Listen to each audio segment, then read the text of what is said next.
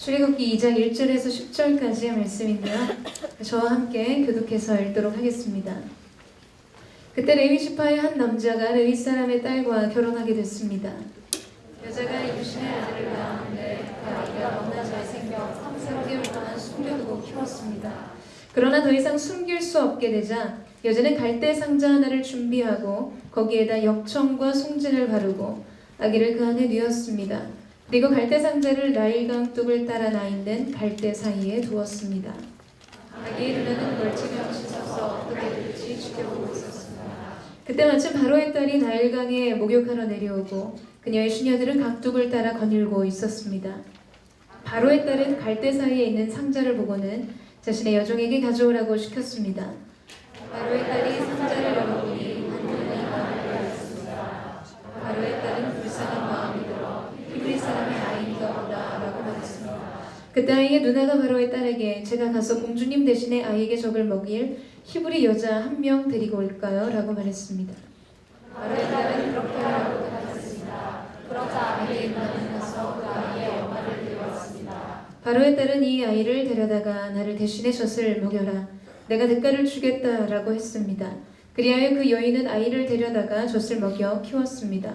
그 아이가 자라매 바로의 딸에게로 데려가니 그가 그의 아들이 되니라. 함께 읽겠습니다. 그가 그의 이름을 모세라 하여 이르되 이는 내가 그를 물에서 건져내었음이라 하였도다. 아멘. 오늘도 변함없이 우리 가운데 사랑과 은혜를 베풀어 주시고 우리와 함께 하시는 주님의 이름을 찬양합니다. 그리고 주님 앞에 영광과 찬양과 감사의 큰 박수를 드리겠습니다. 오늘도 우리는 주님을 기대합니다. 주께서 행하신 놀라운 일들을 사모하며 나아갑니다.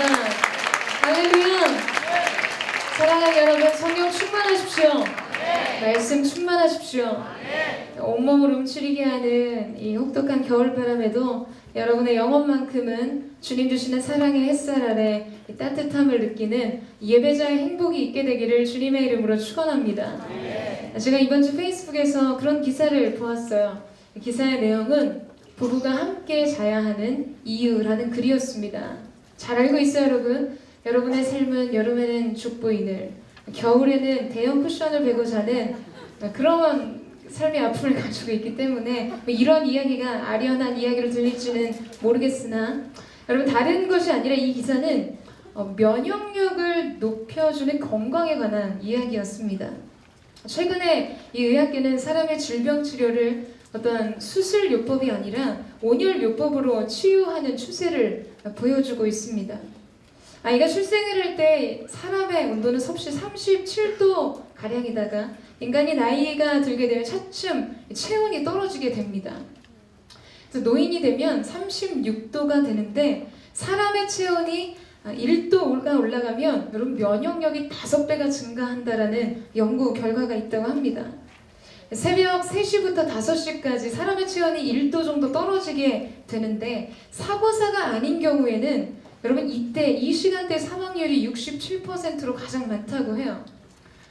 또 35도가 이 암세포가 활동하는 가장 왕성하게 활동하는 이 온도라고 알려져 있어서 이 체온을 올리는 것이 꼭 필요한 건강법이라는 내용들을 이야기하는 지론이었습니다. 그래서 시중에는 이 몸을 따뜻하게 유지하는 체온을 유지시키는 온열 매트나 여러 기구들이 많이 소개가 되어 있는데요. 대부분은 피부만 따뜻하게 할 뿐이 장기의 온도, 체온을 높여주지는 못한다고 합니다. 이 열감이 체온이 기운이 피부를 뚫고 피하까지 들어가는 빛의 파동을 우리가 잘 많이 익히 들었던 원적외선이라고 부르는데요. 그 주파수의 파동이 9에서 한 10 정도라고 이야기를 해요. 대체 무슨 이야기를 하고 있는가 그런 느낌이 계속 저한테 전달이 되는데 여러분, 이것이 우리 인체에서 발생하는 생육광선이라는 것이라는 거를 이제 그 기사에서 저도 보았어요. 점점 어려워지죠? 좀 더 들어가 보겠습니다. 체온이 올라가는 현상은 온도의 영향 때문이 아니라 두 개의 생육광선 파동이 일어나면서 복사열에 의해서 상승하게 된다는 거예요. 쉽게 이야기하자면 이 이야기입니다. 여러분, 어린 시절에 여러분 복통을 경험할 때 엄마가 그렇게 하시죠. 엄마 손은 약손이다 하면서 배를 쓰다듬어 주신 기억들이 있잖아요. 오로지 그 손으로는 맞아만 보셨으니까. 어쨌든 여러분 그런 아련하게 저 기억 끝 어디선가 우리 어머니도 그런 때가 있으셨어요. 이렇게 실제로 어머님이 이렇게 배를 만져주시면 복통이 사라지는 가라앉는 것들을 경험하죠. 정 안 되면 혼자 자기 아픈 배를 쓰다듬기도 하잖아요. 그러면 통증이 가라앉는 경험을 하게 되는데 그래서 체온과 장기의 온도가 올라가면서 탈이 났던 부분이 회복되고 치유가 일어나는 그런 은혜라고 해야 할까요? 하나님이 만드신 창조의 질서와 같은 것이에요. 저는 이제 눈이 굉장히 쉽게 피로해지는 스타일인데 한 권사님이 저에게 두 손을 열심히 비벼서 손에 열감이 일어나는 걸 가지고 눈에다 갖다 대면 피로가 가라앉는다고, 피로가 풀린다고 하셨어요. 손을 비비는 게 근데 더 피곤해서 안 했거든요. 근데 같은 원리인 것이죠. 여러분, 생육광선의 두 가지의 광선이 만나면 복사열로 인해서 체온이 상승한다는 거예요. 그래서 결과적으로 이 기사의 결론은 뭐냐면, 그래서 부부가 같이 붙어 자면 이 생육광선의 파동이 만나서 체온이 상승이 되고 건강해진다는 기사였습니다. 자, 여러분, 제가 이 기사를 대할 때 누가 떠올랐을까요? 제 마음을 아리게 하는, 이 밤에도 외로이 홀로 잠드는 SS 청년부원들이 생각이 났어요. 그래서 제가 기도하면서 선포했습니다. 그대 곁에는 생명의 광선을 바라시는 성령님이 함께 하신다. 외로워하거나 두려워 말라. 그런 기도를 드렸습니다. 웃으시지만 전 진심으로 했어요. 왜냐면 여러분 너무나 사랑하기 때문이죠. 여러분, 생명이 있는 것과의 접촉은 생명의 능력을 부여하게 되어 있습니다. 우리가 주님과 연합하고 성령님과 접촉하고 우리가 그 사랑 안에서 한 공동체로 모이고 하나 될 때 우리의 영적인 면역력이 높아지게 되는 것이죠. 우리의 영혼은 강건함을 잊게 되는 것입니다. 여러분, 저는 저와 여러분이 사랑의 순도를 높이고 열정의 온도를 높이는 은혜가 있게 되기를 주님의 이름으로 축원합니다. 예배의 온도를 높이십시오. 하나님을 만나는 사랑의 그 열방의 온도를 높이세요. 그럼 그때 하나님께서 우리 가운데 생명의 능력으로 기름 부어주시고 우리의 영과 육을 강건하게 하실 줄로 믿습니다. 믿으십니까? 오늘 그 거룩한 접촉이, 그 하나님과 함께하며 연합하는 놀라운 은총의 역사가 저와 여러분 가운데 있게 되기를 주님의 이름으로 축원합니다. 우리 옆 사람과 한번 인사했으면 좋겠는데요. 영적 온도를 높이십시오. 한번 인사해 보시겠어요? 앞뒤 자로 인사하겠습니다. 영적인 온도를 높이십시오. 생명의 능력으로 하나님 기름 부어 주실 것입니다. 네. 지난주에 이어서 저희는 이제 출애굽기 강해를 시작하게 되었습니다. 오늘 우리가 함께 읽은 본문 말씀은 바로의 남아살의 학살대 명령이 선포되고 난 이후에 이어지는 새로운 사건의 전개입니다. 우리 1절에서 2절 말씀을 같이 한번 읽도록 하겠습니다. 1절에서 2절 말씀 시작.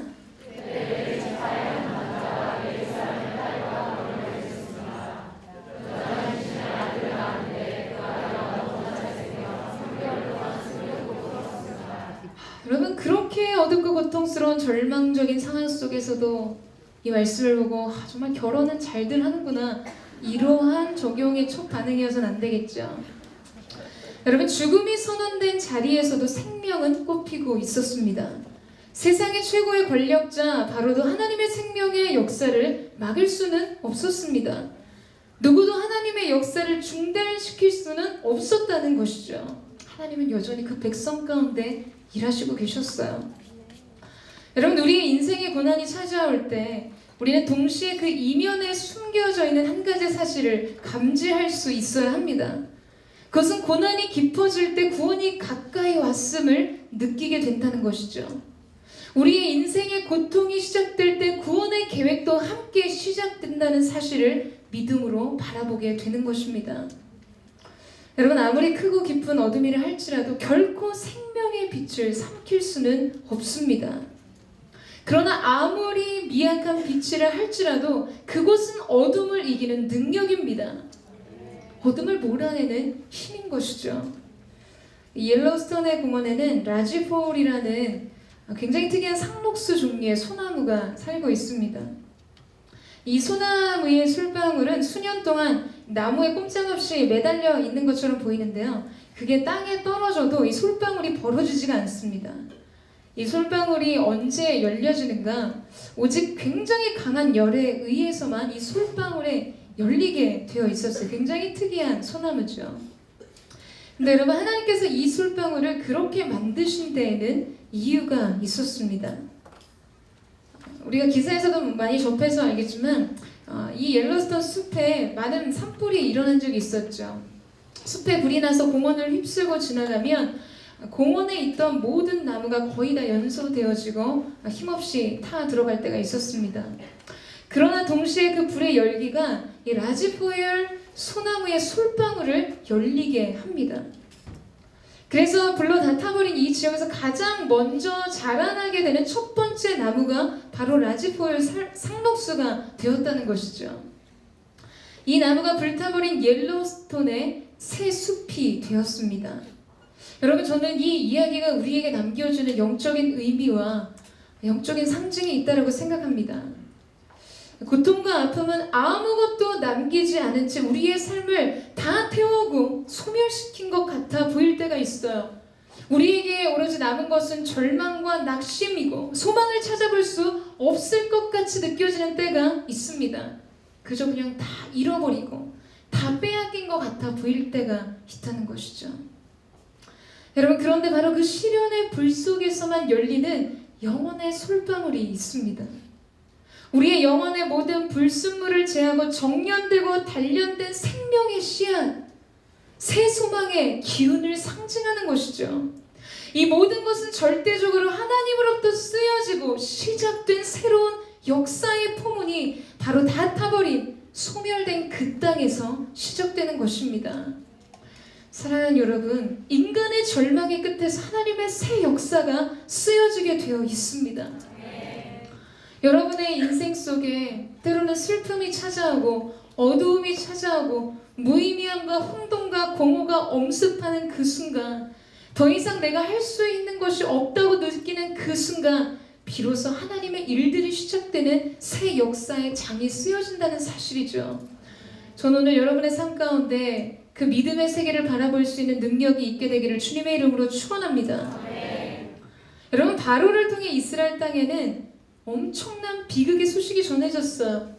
남아살의 명령이 선포됐지만 하나님의 역사는 그 어두움과 얼어붙은 죽음의 공포를 뚫고 오늘 우리가 함께 읽은 것처럼 새 역사의 장을 써내려가고 있으셨습니다. 우리의 인생도 저는 이와 같다고 믿습니다. 여러분, 믿으십니까? 저는 저와 여러분의 삶 속에도 이 삶을 정연케 하시는 성령의 불로 새로워지는 놀라운 은혜가 있게 되기를 축원합니다. 다 태워진다 할지라도 하나님께서 우리 가운데 새 역사를 쓰시기 때문에 괜찮습니다. 그 순간 하나님이 인간의 소망이 아닌 하나님으로부터 시작되는 새 소망의 문을 열게 하실 것이에요. 여러분, 그것을 꿈꾸는 여러분 되시기를 축원합니다. 새로운 도전의 세계, 새로운 믿음의 세계가 여러분의 인생 가운데 열려지게 될 것입니다. 말씀은 계속해서 이 이야기는 절정을 향해 가는데요. 이 아이의 엄마 요게벳은 3개월간 이 아이의 준수함을 보고 그를 숨겨두고 키웠습니다. 그런데 이제 한계 다다르게 되죠. 3절 말씀을 같이 한번 읽겠습니다. 3절 말씀 시작. 그러나 더 이상 숨길 수 없게 자 여자는 갈대 산자 하나를 준비하고 거기에다 영청과 수준을 바르고 아기를 그라에 이었습니다. 그리고 갈대 산자를 나의 왕국을 따라 라인이 갈대 사이에 있었습니다. 자, 여러분, 굉장히 중요한 부분이 나오게 되는데요. 이 아이의 엄마는 지금 자신이 할 수 있는 것과 자신이 할 수 없는 것의 경계를 잘 알고 있었어요. 여러분, 저와 여러분의 인생 속에서 바로 이 분별이 너무나 중요합니다. 우리의 삶을 살아갈 때 내가 할 수 있는 것과 여러분, 그렇게 주어진 일들 속에서는 최선을 다하는 것이에요. 내가 할 수 있는 것에 최선을 다하고 할 수 있을 때까지 혼신의 힘을 쏟습니다. 그리고 난 이후에는 무엇이 필요한 것인가? 여러분, 그때는 하나님께 맡기는 거예요. 의탁하는 것입니다. 믿음으로 동의하세요? 네. 제가 예전에 태안 아울리치를 갔다가 사역이 마치고 집사님이 꼭 배를 타야 한다고 하셔서 사형 마치고 지체들과 함께 작은 뭐 유람선이라기보다는 고깃배를 빌려서 저희를 태워주셨어요. 근데 이제 태안도 바다기 때문에 이게 파도가 일렁이기 시작하는데 저는 그때 완전히 얼굴이 하얘졌습니다. 완전히 백지장 같이 하얘졌어요. 멀미를 너무 심하게 해서 그 지체들이 하나 둘씩 배 바닥에 엎드리기 시작했어요. 여러분 멀미가 심해지면 뱃머리에 가서 저 먼 곳을 바라보거나 그 배 바닥에 엎드려서 붙어 있습니다. 네, 그렇게 하게 되는데 저는 그것도 못 견디겠어서 선장님이 계신 조타실에 가가지고 계속 물어봤어요. 얼마나 남았습니까? 얼마나 멀미를 더 해야 합니까? 너무너무 힘들었어요. 그런데 이 선장님이 조금 기다리시라고, 지금 빨리 돌아가고 있다고, 좀만 참으시라고. 근데 이거보다 이제 원래 파도가 더 높으면 원래 가지 못하고 배의 시동을 꺼야 한다고 하시더라고요. 엔진을 꺼야 한다는 이야기를 들었습니다. 파도를 거스르려고 하고 이기려고 하면 더 위험해진다는 것이었어요. 여러분, 배가 큰 풍랑을 만나고 크고 거친 파도를 만나면 그 배는 파도에 자신을 맡겨야 합니다. 배의 동력을 끄는 것이죠. 배는 스스로 자기가 할 수 있는 힘을 내려놓게 됩니다. 그것이 위험과 위기에 맞설 때에 배가 할 수 있는 최선이라는 것. 저는 대학 다닐 때 교양 수업으로 수상스키를 수강한 적이 있었습니다. 제가 워낙 운동을 좋아하기도 했지만 그러한 이유에서라기보다는 이 한 학기에 한 3-4달 저희 한 학기 수업을 듣잖아요. 한 학기에 할 분량은 일주일 동안 이제 강에 가서 수상스키를 타고 자격시험을 보면 학점을 딸 수 있기 때문에 오로지 짧게 쇼를 보겠다는 의지로 수강 신청을 했었어요. 제가 수상스키 수업을 듣게 됐는데요. 일주일간 청평 강에 가서 수상스키를 배우고 자격시험을 따는 일들이 있었습니다. 여러분, 수상스키 여기서 타보신 분 한번 손 들어보시겠어요? 나는 타봤다. 모든 숨쉬기 운동 외에는 우리가 좀 뭔가 해야 합니다. 그것이 노화를 방지하는 일이 될 거예요. 자꾸 그냥 그저 마냥 동안을 기대하지 마시고 여러분 열심히 마음과 뜻을 움직이십시오. 그냥 아멘 하셔도 돼요. 이 정도. 네, 이제 그 수상 스키를 이제 배우게 됐는데요. 수상 스키의 최대 난관은 뭐냐면 배가 달리기 시작하기 전에 여러분 다 구명조끼를 입고 물속에 들어가 있습니다. 근데 이 가장 어려운 건 뭐냐면 물속에 들어가 있다가 수면 위로 일어서서 이제 스키를 타기 시작할 때까지가 어려운 거예요. 일단 스키를 타기 시작한다, 일어섰다, 그러면은 그렇게 어렵지 않습니다. 그런데 대부분은 이제 물속에서 버벅대거나 물속에 잠긴 채 그냥 놓으면 되는데 또 어떻게든 해보겠다고 물속에 잠긴 채 배에 끌려가다가 진짜 고문을 당하듯이 얼굴에 물사대기를 맞으면서 끌려가는 일들이 있었어요. 굉장히 안타까운 마음으로 지켜봤었죠. 물론 저는 그렇게까지 비참해지진 않았습니다. 처음에 이제 수강생들이 물속에 동동동 이 구명조끼를 입고 떠있을 때 조교가 해주는 말이 있거든요. 그건 절대 손잡이를 잡아당기거나 힘을 줘서 일어나려고 하지 말라는 거예요. 그럼 어떻게 해야 되는가? 여러분, 어깨에 힘을 완전히 풀고 손잡이를 잡고 배가 끌려가는 대로 나를 잡수십시오. 이러고 그냥 딸려가면 되는 거예요. 그대로 끌려가 주다가 그럼 몸이 물 위에 올라오는 순간이 있거든요. 그때 일어서는 겁니다. 경험이 없으니까 감동이 없잖아요. 물사대기를 맞으면서 타본 사람만이 그 감동, 그 수면에 일어났을 때 감동을 아는데 감동이 없어요. 여러분, 물에 저항하면 결코 수면 위로 일어설 수가 없습니다.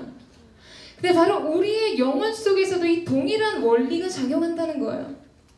여러분, 우리가 우리의 삶 가운데 우리가 해결할 수 없는 삶의 문제들과 삶의 상황과 고난의 물살들을 만났을 때 여러분, 인도하심에 나를 맡겨야 답이 열리게 됩니다. 수렁에 빠진 것처럼 헤맬 때 여러분, 우리가 움켜쥐는 힘은 오히려 우리를 더욱 위험에 빠뜨릴 수 있다는 거예요. 그때는 하나님께 맡기는 것입니다. 그때 바로 의탁하는 것이에요. 여러분 믿음으로 동의하십니까? 그것이 여러분의 삶의 현장 속에 필요한 고백입니다. 오늘 갈대상자라는 이 표현에 여러분 한번 동그라미를 쳐보시겠어요? 여기서 상자라는 단어는 히브리어로 테바라는 단어입니다. 이것은 성경 속에서 오늘 갈대상자라는 이 단어와 노아가 만들었던 방주를 가르칠 때 외에는 한 번도 사용되지 않았던 굉장히 특별한 단어입니다. 자, 그렇다면 여러분, 오늘 갈대상자와 노아의 방주의 공통점은 무엇일까요? 무엇일까요? 노아의 방주와 오늘 이 갈대상자의 공통점은 무엇일까요? 네? 물에 뜨는 거야? 네. 또 뭘까요? 공통점이 뭘까요, 여러분? 네, 구원입니다. 그래서 그 구원을 항해하기 위해 갖췄던 이 두 개의 테바에 공통적인 특징이 있었다는 것이죠. 그 공통적인 특징이 뭘까요? 여러분, 그 배의 속도를 내는 노아, 그 배의 방향을 결정하는 키가 없었다는 것입니다. 노아의 방주와 이 갈대상자에는 노가 없었어요. 화노가 아니라 그 배를 젓는 노가 없었다는 거죠. 그리고 키가 없었어요. 핸들이 없었다는 것입니다. 그저 물결에 의탁해서 가고 바람이 부는 방향을 향해 가는 것이 전부였습니다. 속도를 내서 빨리 가는 것도 욕심내지 않고 내가 원하는 방향으로 가기 위해서 안달하지도 않는 것이에요. 이 두 구원의 방주를 운전하시는 분은 하나님이셨습니다. 바람의 방향을 아시고 물결의 크기를 아시는 하나님께서 인도하시고 이끄시는 것이었다는 것이죠. 여러분, 이것이 하나님의 섭리에 의탁하는 사람들이 누리게 되는 특권입니다. 이끄시는 대로, 인도하시는 대로 나아가는 의탁, 그 의탁의 목적지는 어디인가? 구원과 은혜라는 거예요. 여러분, 저는 저와 여러분의 인생 속에 우리가 하나님의 인도하심과 하나님의 이끄심이 우리의 자신과 우리의 영혼을 맡겨드리고 의탁할 때 여러분이 도달하게 되는 영혼의 목적지가 하나님이 인도하시는 구원의 자리요 은혜의 자리가 되기를 주님의 이름으로 축원합니다. 오늘 이들이 물길 위에 올려든 이 갈대상자는 여러분 눈물과 아픔의 상징이자 고통의 상징이었습니다. 오늘 이곳에서 예배드리시는 여러분의 인생 속에도 남들에게는 차마 말할 수 없는 절망과 아픔의 갈대상지를 나름 자신의 인생 속에 가지고 있을 줄로 압니다. 여러분, 그러나 하나님의 섭리 속에 의탁하여 우리가 그것을 믿음으로 흘려보낼 때 우리의 인생의 방향과 우리의 인생의 목적과 그 뜻을 아시는 하나님께서 그 길을 인도하시고 지도하시고 놀라운 은혜와 구원을 베푸실 줄로 믿습니다. 저는 저와 여러분이 그 경이로운 경험을 하는 은혜가 있게 되기를 주님의 이름으로 축원합니다. 전 그래서 설교 준비하면서 이 가운데에 물길을 내려고 했어요. 그래서 우리 다 같이 우리의 마음의 슬픔의 상징, 우리의 마음의 고통과, 왜 웃으세요? 아픔을 갈대상지를 만들어서 여기 한번 띄워보자 라고 하고 싶었지만 MC들을 고통과 혼란 속에 몰아넣을 수 없어서 마음을 접었습니다. 그러나 여러분의 영적인 이미지 속에서 그 그림이 있게 되기를 원해요. 오늘 하나님의 섭리의 바다 위에 여러분 스스로 해결할 수 없었던, 이제 내 인생의 한계에 다다라서 나의 능력과 나의 지혜로는 어찌할 수 없었던 그 인생의 수많은 난제와 장벽과 문제들을 하나님께 의탁하여 맡겨드리고 하나님이 이끄시는 그대로 나아갈 수 있는 그 놀라운 은혜, 새 시작이 있게 되기를 축원합니다. 여러분, 바다를 가만히 보고 있으면 단 한 번의 물결도 같은 곳을 본 일이 없습니다. 한 번의 파도가 해안가로 밀려들고 또 두 번째 파도가 밀려들고 세 번째 파도가 밀려드는 것을 보면 어느 하나 같은 모양, 같은 크기가 하나도 없어요. 여러분, 저는 이것이 하나님의 성실함을 상징한다고 생각해요. 바다에 한 번 일으키는 파도의 모양도 하나님이 정하시고 조성하십니다. 바다의 파도도 매번 다르게 조성하시고 해안가로 불러들이시는 분이세요. 그러한 하나님께서 우리의 인생이 하나님의 놀라운 은혜 속에서, 하나님의 놀라운 섭리 속에서 매일 우리에게 주어지는 하나님의 은혜 또한 이러할 줄로 믿습니다. 아침마다 새롭고 새로운 성실의 사랑, 그것이 우리를 향한 하나님의 사랑이라는 거예요. 그것이 우리를 향해 준비하신 하나님의 은혜의 물결인 줄로 믿습니다. 그 사랑에 여러분의 인생을 의탁하여 드리세요. 두려움 없이 여러분을 맡겨드리십시오. 그 하나님의 사랑이 여러분을 지키실 것입니다. 우리 이 사랑과 축복의 마음을 담아 믿음으로 한번 선포해 주셨으면 좋겠는데요. 하나님의 사랑이 당신을 지키실 것입니다. 이렇게 한번 축복하시겠어요? 그리고 자기 자신에게도 한번 축복하겠습니다. 하나님의 사랑이 나를 지키실 것입니다. 하나님의 사랑이 나를 지키실 것입니다. 자, 여러분, 그렇다면 이제 우리가 한 가지 짚고 넘어가야 할 문제가 있습니다.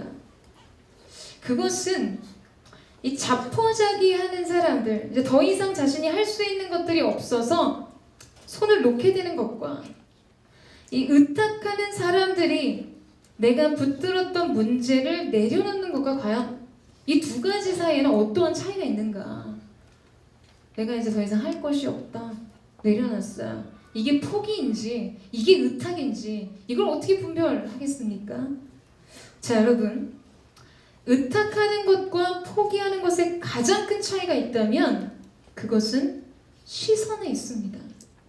4절을 보시겠어요? 아기의 눈에는 멀찌감치 서서 어떻게 될지를 지켜보고 있었습니다. 하나님의 섭리 속에 자신의 삶을 의탁한 사람들의 시선이 어떠한지를 보여주는 장면입니다.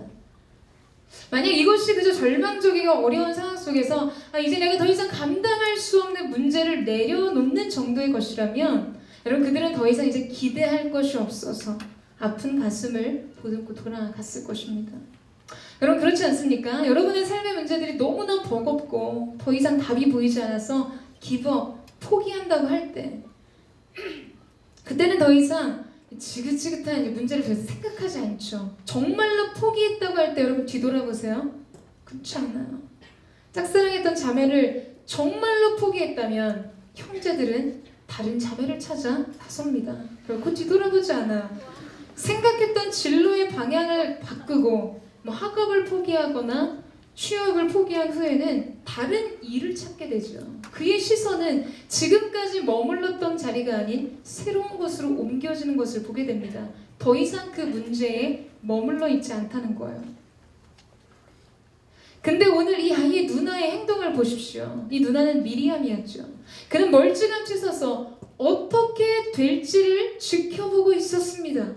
무엇을 지켜보고 있었는가? 무엇을 주목하고 있었는가? 무엇을 바라보고 있었을까요? 여러분, 하나님께서 행하신 일들이었어요. 이제 하나님께서 어떠한 일을 내게 행하시는지 내가 보리라. 그것을 바라보고 그것을 기대하고 그것을 주목했던 것입니다.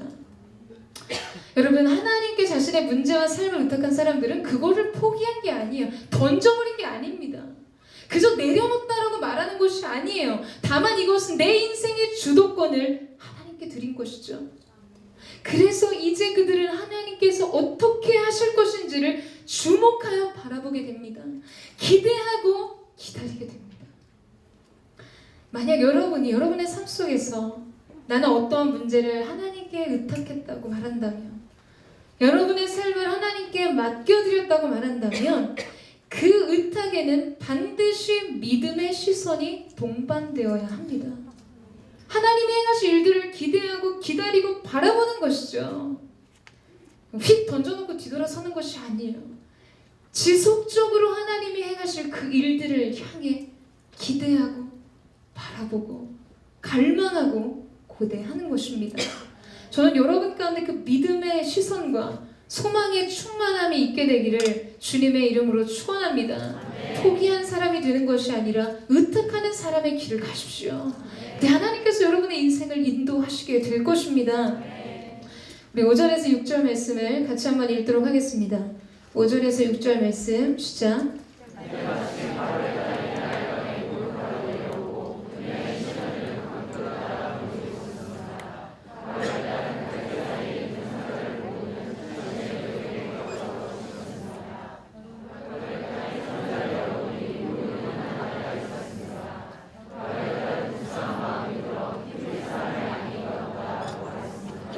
자, 여러분, 굉장히 중요한 이야기들이 연속적으로 이야기되고 있습니다. 그때 마침 바로의 딸이 나일 강으로 상자를 보고 열어보니 울고 있는 아이가 있었다.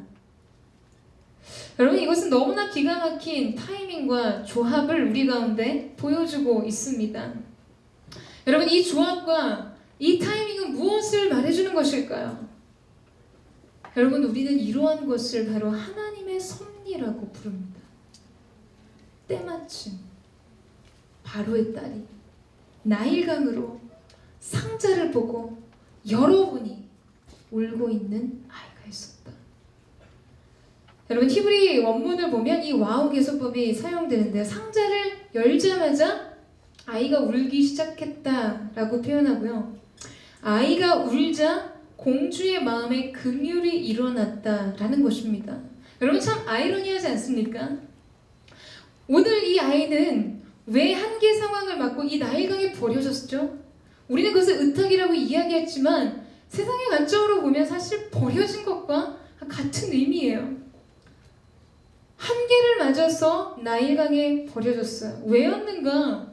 날로 우렁차지는 그 울음소리 때문이었습니다.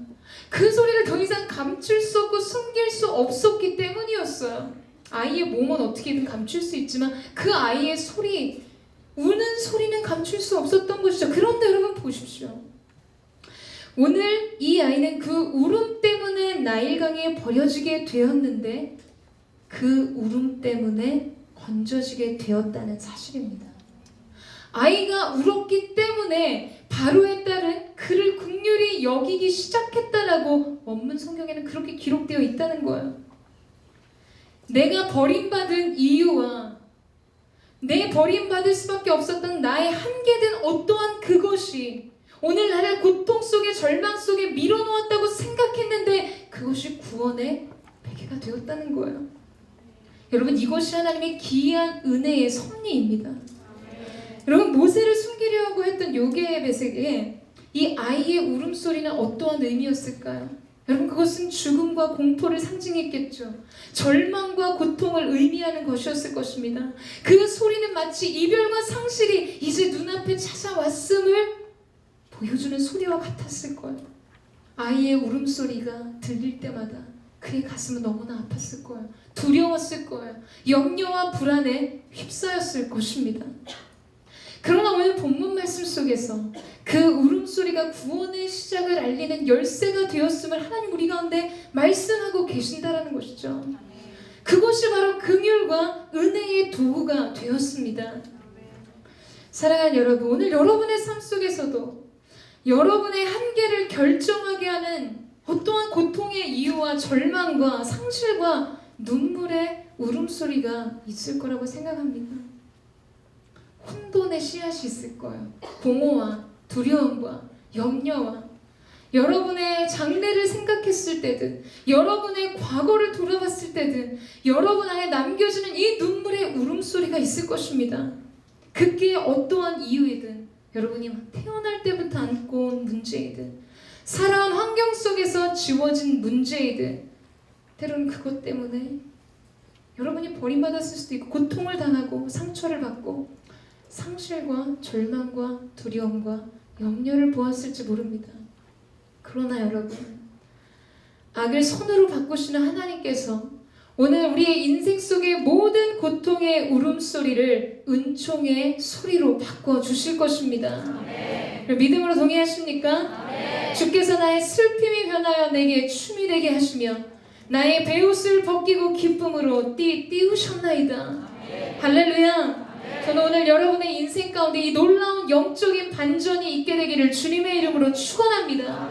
하나님의 은총의 손길 속에서 섭리의 손길 속에서 오늘 내게 주어진 그 불행의 씨앗과 같았던 그 모든 것들이 은총의 씨앗으로 변모되어지고 변화되는 그 놀라운 은혜, 여러분 그 은혜를 사모하십시오. 여러분, 인생은 아무도 모르는 거예요. 여러분 안에 어떤 열등감과 애통을 느끼게 했던 가시와 같은 그것을 하나님 오늘 축복의 씨앗으로 바꿔주시고 구원의 통로로 쓰시겠다고 말씀하시는 것입니다. 오늘 이 상자는 가장 위험한 곳으로 흘러들어가는 것 같이 보이죠? 그럼 그렇지 않습니까? 죽음을 선언한 곳으로 가고 있었어요. 절망과 어둠의 그림자를 짙게 만들었던 바로의 궁을 향해 가고 있었습니다. 인간의 판단으로 봤을 때 여러분 이것이 얼마나 위험한 일입니까? 얼마나 위협적으로 더 두려운 일들 속으로 더 악화된 상황 속으로 진전되어지는 것 같았지만 하나님은 어메이징하신 분이에요. 이 상황 속에서 반전의 문을 준비하고 계셨던 것이죠. 여러분 모세의 생명을 위협하던 바로의 턱 밑에서 모세가 자라납니다. 가장 위험해 보이는 곳에서 가장 안전하게 보호를 받았다는 것이죠. 이것이 하나님의 기이한 섭리입니다. 저는 오늘 여러분의 삶 가운데 하나님의 은총의 손길을 바라보는 소망의 기대가 있게 되기를 축원합니다. 주님의 구원의 손길을 소망하십시오. 하나님께서 여러분의 인생의 재료가 어떠하든 과거의 사건과 과거의 경험이 어떠하든 여러분의 인생의 자원이 어떠하든 그 모든 것을 기적의 재료로 사용하실 것입니다. 믿으십니까? 하나님이 계획하시고 하나님이 뜻을 세우시면 가장 위험천만한 그 곳이 가장 평강이 넘치는 어둠의 괴계가 손댈 수 없는 평강의 장소가 된다라는 사실입니다.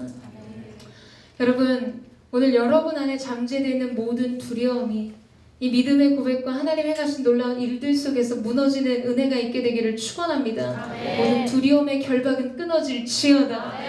하나님이 여러분의 인생 속에 이제 해석이 되지 않았던 내 지난날의 이 사건을 하나님 다시 빚으시는 거예요. 이것이 하나님의 재창조의 역사입니다. 여러분 7절에 보면 하나님께 의탁하고 그 행하신 일들을 기대하며 주목하고 있던 이 미리암이 바로의 공주를 통해 역사하시는 이 하나님의 섭리의 계획을 간파하고 아주 즉각적으로 준비된 답을 제시합니다. 젖먹일 히브리 여자를 데려올까요? 라고 제안을 하는 것이죠.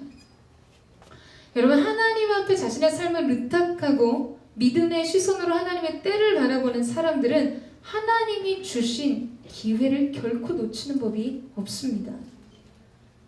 여러분 만약에 이때 미리암이 굉장히 머뭇거리거나 망설였다면 그에게 답이 없었다면 바로의 공주도 방법이 없었을 것입니다. 여러분 이것이 바로 우리가 하나님을 주목하고 있어야 하는 이유입니다. 제가 그런 얘기 하거든요. 하나님께서 솔로몬의 이상 중에 그에게 찾아오셔서 내가 너의 제사를 기쁘게 받았다. 내가 내게 무엇을 주기를 원하냐? 라고 질문하셨을 때 가끔 기도 제목이 뭐예요? 제가 기도해드리겠습니다. 그러면 이런 분들 계세요. 음소거 된 것 같은 느낌? 이제 기도 뭐 부탁해야 될 찾는 거예요. 여러분 이거는 뭘 증명하는 줄 아십니까? 기도 안 하고 있다는 걸 증명하는 거예요. 평소에 하나님 앞에 지속적으로 그 마음의 소망을 가지고 기도한 사람은 단추를 누르는 즉시 그 답이 나옵니다. 그걸 너무나 열망하고 하나님 앞에 고대하며 기도하고 있었기 때문에 무엇을 위해서 기도해드리기를 원하십니까? 이 문제 놓고 기도해 주십시오. 하나님 어떤 말씀 주셨습니까? 전에 중학교 시절에 하나님이 주셨던 그 정말 녹차에 다 이제 맛도 잃어버린 티백을 우려먹듯이 이전의 은혜를 다시 울거먹는 여러분 그런 고백 속에 혹시 머물러 있지는 않으세요? 오늘 하나님께 의탁하는 사람들은 믿음의 시선 속에서 하나님을 주목하게 됩니다. 그에게는 준비된 답이 있었다는 거예요. 그렇다면 미리암은 계획적이었다? 어떻게 이런 계획을 할 수 있을까요? 여러분 이렇게 위험한 계획을 할 수 있을까요? 뭐 아니면 도이기 때문에 그가 이 정확한 답을 예상했기 때문이 아니라 하나님의 일을 발견하고 하나님의 일을 기대하며 주님을 주목하며 나갈 때 하나님께서 그 지혜를 그에게 넣어주시는 거죠. 이것이 우리가 지속적으로 믿음의 시선을 잃어버리지 않고 주님을 주목하며 바라보고 기대해야 하는 이유입니다. 하나님의 역사를 기대하고 소망하는 자에게 주시는 하나님의 지혜가 있다라는 거예요. 저는 그 놀라운 지혜를 여러분이 소유하는 은혜가 있게 되기를 축원합니다. 축복합니다. 준비된 사람이 되세요. 답을 준비한 사람이 되십시오. 하나님과 컨택되어 있으셔야 돼요. 주님의 임재 속에 클릭이 되어 있으셔야 돼요. 그래야 하나님이 그 순간에 영적인 파이프 안을 통해서 여러분 가운데 그 대답을 넣어주시고, 여러분이 상사 앞에서 무엇을 말해야 하는지, 여러분이 세상의 권세자와 지혜자 앞에서 무엇을 이야기해야 하는지 알게 하실 거예요. 중요한 결정 앞에서 여러분의 선택이, 하나님 기뻐하시는 선택이 어떤 것인지 어떻게 알게 되는가 주목하고 바라볼 때, 하나님 앞에 의탁할 때 하나님께서 그 일들을 행하게 하실 것입니다. 네. 여러분, 버스 지나가고 손 흔드는 사람이 사실 많죠. 근데 하나님의 타이밍을 포착하고 그 기회를 놓치지 않는 사람들은 바로 하나님 앞에 그 뜻을 드리고 하나님을 기대하고 기다린 사람들이었다는 것이죠. 이제 이러한 흐름 속에서 하나님의 은혜가 더욱더 급물살을 타기 시작합니다. 우리 9절 말씀 같이 한번 읽겠습니다. 9절 말씀 시작.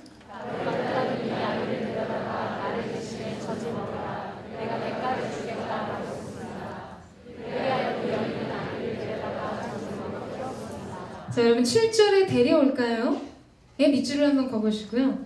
지금 읽은 9절에 데려가다, 예, 밑줄을 한번 그어보십시오.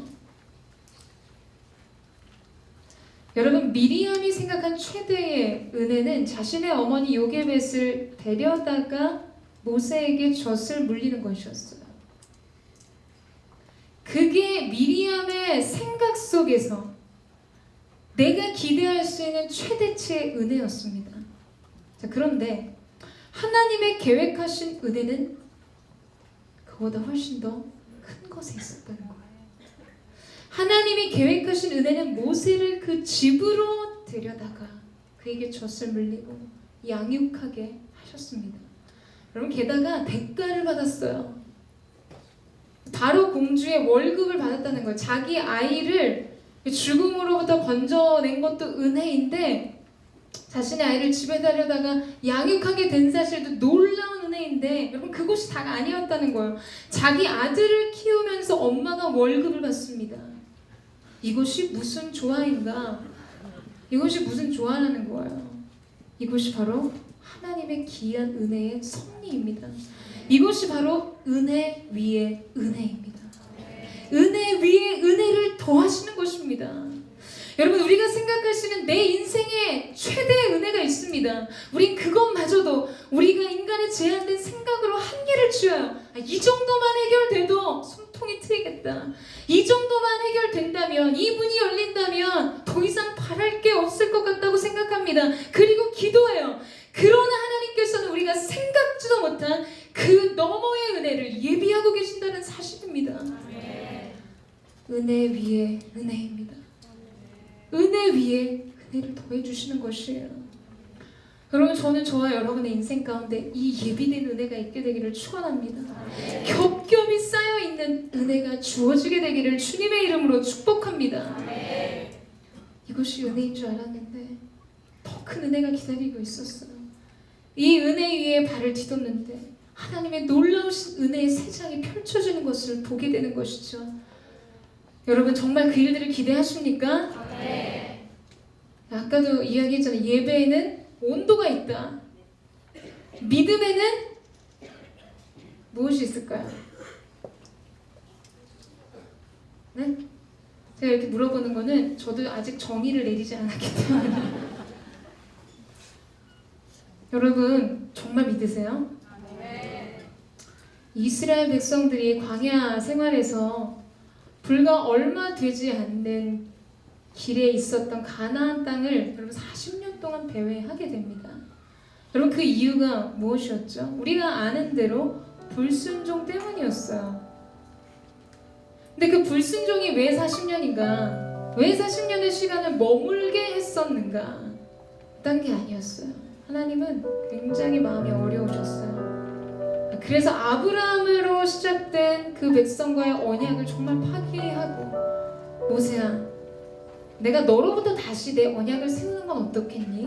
말씀하셨어요. 하나님의 마음의 고통이 얼마나 극심했는지를 보여주죠. 그때 모세가 중보합니다. 그래서 차선책으로 하나님 대안의 방법이 뭐였는가? 불신앙의 고백과 하나님을 신뢰하지 않았던 낙심했던 자들이 광야 1세대들이 다 죽기까지 기다리셨어요. 광야 2세대들이 일어섬과 동시에 하나님이 그 역사의 새 장을 쓰기 시작하십니다. 여러분, 우리의 삶 속에 새 역사는 언제 시작되는가? 불신앙의 뿌리들이, 쓴뿌리들이 도려내지고 이 모든 잔재들이 파기되고 소멸되고 견고한 진이 회파되어지는 그때 하나님의 역사가 시작되는 것이죠. 어떠한 믿음을 고백하기를 원하세요? 완전한 믿음으로 하나님 앞에 반응하십시오. 온전한 믿음을 주 앞에 드리세요. 이 믿음은 무엇인가? 나를 바라보는 것이 아닌 믿음의 주여 온전케 하시는 예수를 바라볼 때 하나님께서 여러분을 그 길로 인도하실 것입니다.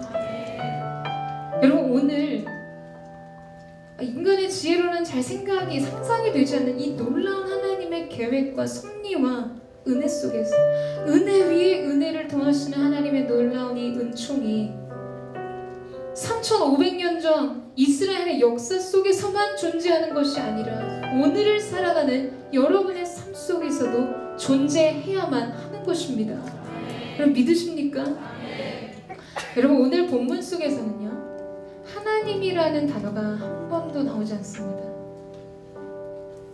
칠흑 같은 어두운 현실 속에 하나님의 존재는 부재하는 것 같이 느껴졌던 것이죠. 우리는 이러한 상황을 만나면 나의 하나님은 대체 무엇을 하시는가? 하나님의 개입이 느껴지지 않고 그분은 침묵하시고 숨어 계시는 것 같아 보일 때가 있습니다. 우리의 고통을 방관하시고 우리의 아픔에 무관심해 보이심까지. 그래서 우리는 하나님의 사랑을 오해하게 되고 의심하게 됩니다. 많은 사람들의 마음의 뚜껑을 열어보면 하나님에 대한 굉장한 서운한 감정을 가지고 있어요. 이 감정이 깊어지면 그 마음을 이기지 못하고 하나님과의 관계의 문을 닫을 때가 있습니다. 입시의 문제, 취업의 문제, 관계의 문제, 결혼의 문제가 해결이 안 될 때, 여러분이 기대하는 상황과 환경이 인생 속에 주어지지 않을 때 여러분이 가장 먼저 의심하게 되는 것은 하나님의 임재인가 부재인가, 역사하시는가 하시지 않는가, 나를 사랑하시는가 사랑하시지 않는가의 문제로 다다르게 되어 있다는 거예요. 여러분, 그러나 오늘 이 본문 말씀에서 우리가 분명하게 깨닫는 것이 있다면 하나님은 신실하게 그분의 일을 행하고 계셨다는 사실입니다. 그는 보이지 않아도 우리의 세계를 만들고 계신 분이셨어요. 겹겹이 쌓이는 은혜를 예비하시고 은혜 위에 은혜를 더하시는 분이셨습니다. 저는 여러분의 인생이 이와 같게 되기를 축원합니다. 우리에게 필요한 것은 무엇인가? 여러분, 그 하나님의 은총의 섭리를 신뢰하고 그 은혜의 물결 속에 우리의 생을 맡겨드리는 것입니다. 그때 우리는 비로소 자유를 경험하고 그때 우리는 평강을 누리게 될 것입니다. 사랑하는 여러분, 인생의 속도를 높이는 노를 걷어보세요.